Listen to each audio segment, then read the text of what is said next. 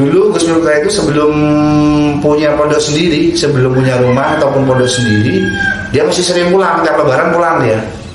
Dari 8 tahun yang lalu. Namanya siapa Mas?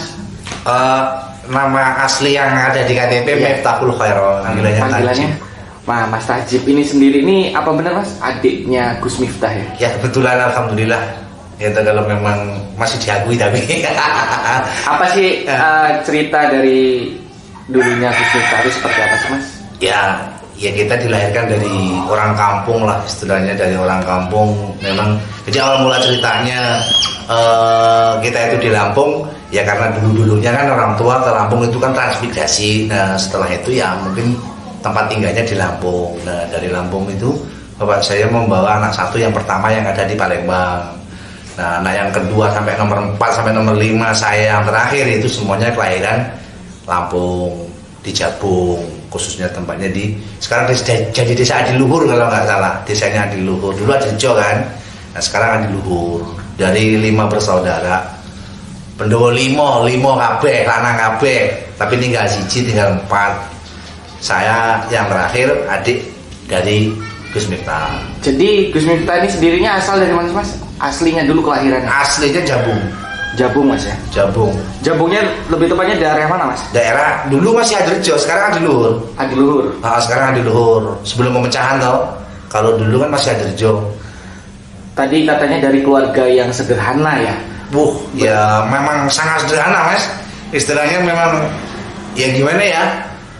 Ya memang anak orang duwe kan, memang anaknya orang nggak mampu, anaknya orang istilahnya nggak punya, ibaratnya ngomong makan aja kan susah dulu zaman dulu itu kan. Bapak ibu dulu kerja apa Mas? Ya petani. Petani sawah. Bapak tani sawah, bapak mama dagang di pasar. Dagang pasar. Jadi ya untuk menghidupi anak-anaknya dari 4 bersaudara itu ya dari hasil kebun dan hasil pasar itu.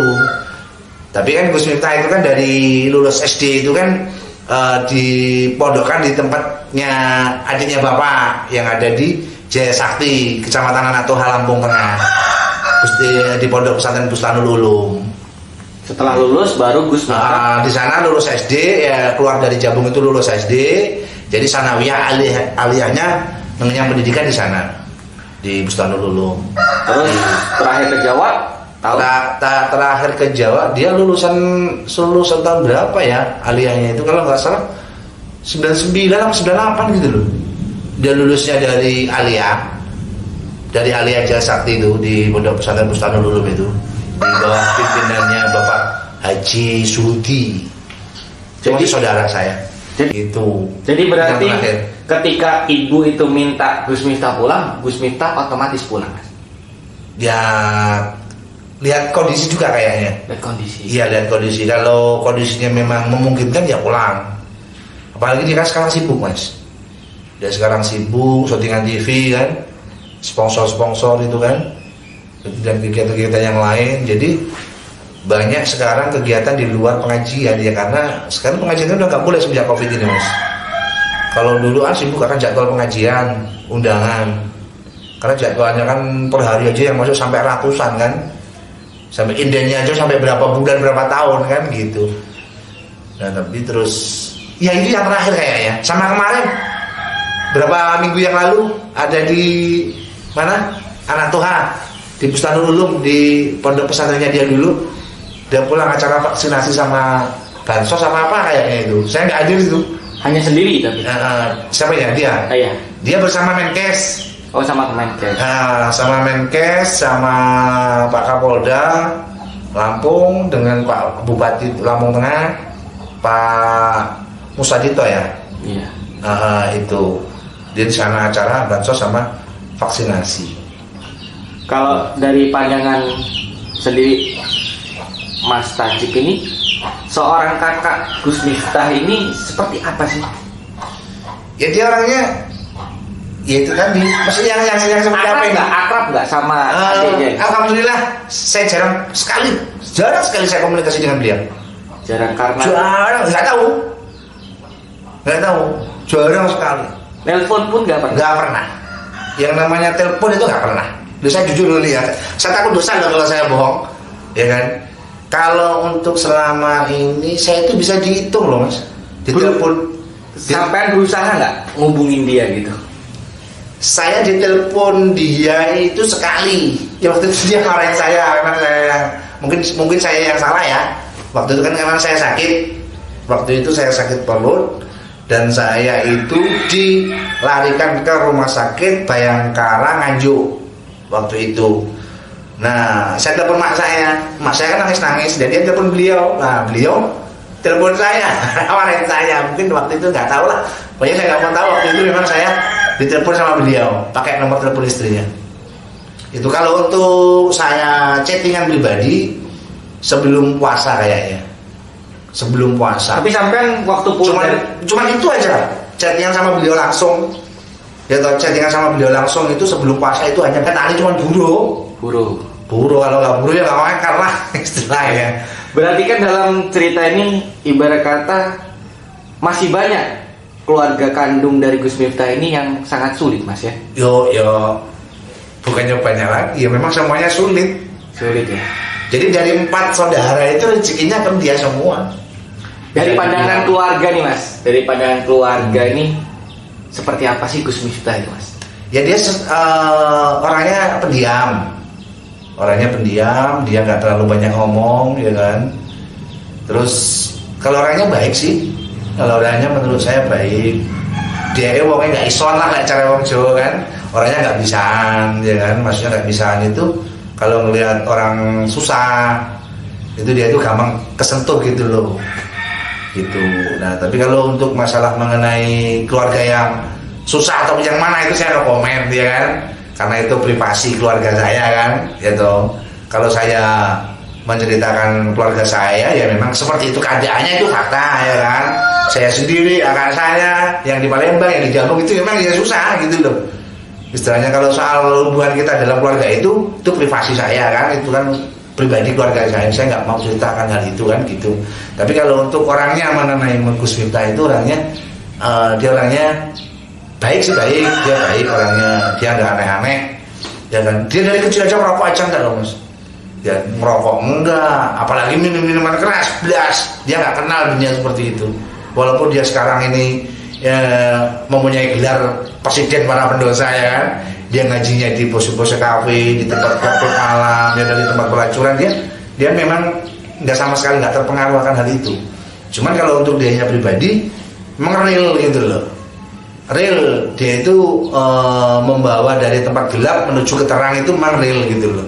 Membawa orang-orang yang istilahnya ahli-ahli maksiat, ya toh, ingin bertemu dengan, ingin bermesraan dengan Tuhannya, itu memang dia lah istilahnya. Memang nggak salah lah kalau istilahnya para pendosa itu ingin lari ke dia untuk mendekatkan diri pada Tuhannya lah, itu memang benar. Cuman istilahnya ya seperti itulah. Kalau beliaunya ini orangnya sosial banget sih sebetulnya dengan umat lah, dengan masyarakat. Dia orangnya nggak bisaan dan senang berbagi, ya kan. Dia orangnya sangat luar biasa lah kalau soal itu. Tapi kalau mengenal dalam arti ini kan di sisi ini mohon maaf, Mas. Ya. Jadi keluarga kandung ini kan masih banyak sih yang, jadi kapan sih terakhir berkumpul satu keluarga ini, Mas? Oh jarang, Mas, bahkan lama banget. Udah lama banget ya? Lama banget. Dulu Gus Miftah itu sebelum punya pondok sendiri, sebelum punya rumah ataupun pondok sendiri, dia masih sering pulang, tiap lebaran pulang dia. Dari 8 tahun yang lalu, ulang tahunnya pondok itu, miladnya pondok itu sudah menilai angka yang ke-8. Kemarin itu yang ke-8, itu yang mau ke-9. Udah hampir 9 tahun ini dia lebaran nggak pulang semenjak dia punya pondok sendiri. Ya maklum lah, mungkin kan di sana banyak santrinya yang silaturahmi, bahkan kemarin ini malah COVID, 2 lebaran ini kan, jadi nggak boleh kemana-mana. Ada nggak sih, Mas, dari pihak keluarga ya, saudara kandungnya yang diajak ke Jawa? Nggak ada ya. Cuman saya kemarin, yang saya yang minta sih, saya minta, saya kepengen di Jawa kan gitu. Saya kepengen di Jawa, ya waktu itu saya masih sendiri sih, jadi akhirnya terus saya suruh ke Jawa, dan di sana saya diikutkan temennya kerja di salah satu perusahaan proyek, salah satu kontraktor anak buahnya beliau, santrinya beliau, pengikutnya beliau. Terus akhirnya saya sana cuma setahun setengah kayaknya. Kalau dari cerita ini Mas, anak pertama itu sekarang kerja apa sih Mas? Tani, buruh. Kakaknya itu ya? Iya, ayah dari Palembang sana. Kalau yang di Palembang sana kehidupannya sangat minim Mas istilahnya. Sangat minim istilahnya, makan aja dikasih orang. Itu kakak kandung Gus Miftah. Iya, yang pertama. Ya gimana nggak? Maksudnya gini loh Mas. Mau makan aja istilahnya nyari sehari, itu dimakan sehari itu aja udah syukur gitu loh. Itu yang di Palembang sana, itu kakak saya yang pertama. Ya alhamdulillah sih dia adalah santri-santri TPA yang ngaji ke beliau. Terus kadang-kadang beliau juga dipanggil di jamaah majelis ya kan, di acara-acara sunatan, walimatul urus, walimatul khitan itu loh. Kalau kakaknya yang di Jabung sini Mas? Yang di Jabung tani juga. Nah, tani juga. Tani yang kakak saya yang di Jabung itu kakaknya Gus Miftah Pas. Nah itu namanya Mifrul Kholisin. Kalau yang di Palembang tadi kan namanya Ali Mahmudin. Yang nomor 2 Miftahul Huda yang meninggal waktu masih kecil. Nah yang di Jabung ini yang ketiga ini Mifrul Kholisin itu ya tani Mas ya? Iya kesehariannya ataupun siapa kita tetap hubungan tetap biasa sama semua keluarga biasa, semua saudara-saudara biasa, semua tetangga-tetangga biasa. Sampai sekarang saya alhamdulillah, walaupun saya jarang pulang ke Jabung ya kan, tapi setiap kali saya pulang alhamdulillah sambungan silaturahmi itu tidak terputus. Iya. Saya dengan mereka. Tapi untuk hubungan antara ibu dan anak, Gus Miftah itu mungkin setiap hari mungkin akan telepon ya? Ya kalau setiap hari sih pun enggak gitu. Cuman kalau mama saya ada kepentingan aja. Kalau ibu saya ada kepentingan paling miss call ataupun telepon. Nah nanti dia telepon balik. Kalau ada kepentingan ya enggak. Oke. Mungkin ada pesan terakhir Mas buat Gus Miftah. Oh ya kalau pesan yang terakhir apa ya? Ya masalahnya nggak ada yang kurang sih beliaunya ini. Dia orangnya sangat luar biasa. Apa ya bisa jadi kan orang pintar, orang hebat, orang pengalaman ya kan. Bukan saya memuji kakak saya ya. Gitu. Dia orang pintar, orang hebat, orang pengalaman, orang berilmu. Ya kan, udah derajatnya udah tinggi kan istilahnya. Bisa dijunjung tinggi sama golongan pemerintah elit sampai pemerintah bawahan. Bisa diorangkan, sangat-sangat dimuliakan di mata umat, di mata jamaah ya kan. Jadi kalau saya untuk pesan-pesan terakhir saya untuk beliau apa ya? Saya bingung ya. Ya saya cuma berpesan aja biar semuanya itu menjadi yang lebih baik lagi lah, menjadi yang terbaik lah, ya kan. Padahal kan dia keadaannya sekarang masih posisinya di atas lah, ya kan, posisinya di atas. Terus ya maksud saya ya lebih baik lagi lah. Ya untuk menjalin tali silaturahmi ke keluarga terutama ke kakaknya kan. Kalau saya sih terserah Mas istilahnya, mau dianggap juga monggo, nggak dianggap juga ya nggak apa-apa kalau saya Mas istilahnya begitu. Karena saya maklumi Mas, karena saya orangnya penuh perasaan. Karena saya itu penuh perasaan gitu. Memang saya yang paling bandel Mas. Dari 5 bersaudara itu saya yang paling bandel, paling nakal Mas. Mungkin beliau-beliaunya ini entah kakak saya yang lain, entah Gus Miftah sendiri, entah orang tua saya mungkin udah bosan lah ngurusi saya lah istilahnya, ya. Tapi kan itu semua saya bukan tanpa alasan Mas gitu. Saya ada alasannya kok. Saya seperti ini saya ada alasannya kok gitu. Saya melakukan yang menurut dia tidak benar, tapi saya punya alasan untuk pribadi saya. Itu cukup Allah yang menghakimi saya ataupun malaikat yang mencatat amal baiknya saya dan buruknya saya. Kan begitu Mas. Gitu. Jadi kan ibu saya juga manusia. Sulit ya dalam arti kata ya, keluarganya. Kalau tadi sampai mana sih kepedulian Gus Miftah itu menjunjung nama keluarganya ini? Ya kalau untuk menjunjungnya segimana itu, yang kayak mana itu? Ya maksud saya gini, apa ya tidak ada tawaran? Tawaran untuk, yaudah, sampean ikut saya aja ke Jawa. Oh kalau soal itu dulu sih mungkin pernah ya, karena begini, mungkin ya soal itu penawarannya dari beliau ataupun dari kakak-kakak saya yang lain yang ingin meminta ikut beliau, saya nggak tahu.